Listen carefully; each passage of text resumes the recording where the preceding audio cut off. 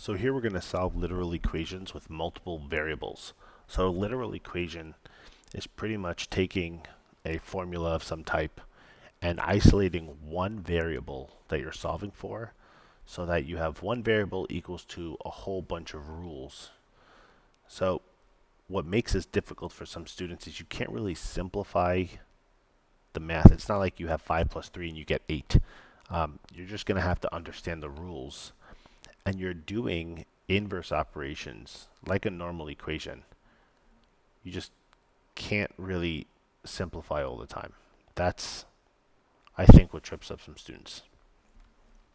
So we're going to solve this equation. We have k equals p r t. So that's p times r times t. And we're going to solve that for p. So if we're solving an equation for p, that means my answer has to say p equals something. I've identified my p on the right side. I have my equal sign. So what I'm going to do is I have to get rid of that r and that t. That's being multiplied. And since I'm multiplying by two terms, I can actually divide by both of those terms together. So I can divide by RT. The r divided by r is going to cancel. The t divided by t is going to cancel. So I'm literally left with just p. And on the left side, k over RT. That is the answer. That's it. You divide, you can't simplify. So it's really just understanding your rules and following those rules together. So we'll do another one. So multiple variables, same idea. Now we're going to solve this equation. 7x minus 4y equals 15. And we're going to solve this for y. So again, we want to rewrite this so it says y equals. This has a ton of context. So anytime you're dealing with linear functions, slope-intercept form, that's where this kind of comes in. So this skill is extremely crucial. So if we're solving for y, the y here is on the left side. That y is being multiplied by 4, so I will have to eventually divide that 4.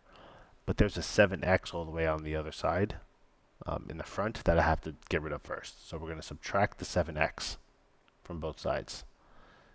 7 minus 7 is 0, so that's going to go away. And we're left with the negative 4y equals, and we can write this as 15 minus 7x or negative 7x plus 15. We can't combine those because the 7 has an x. And we're not done yet because we still have to get the y by itself. If that's multiplying by negative 4, we would divide by negative 4.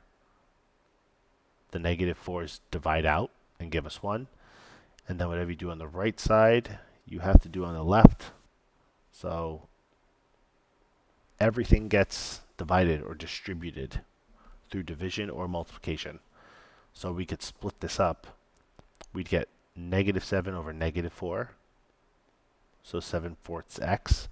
And then 15 over negative 4. So minus 15/4.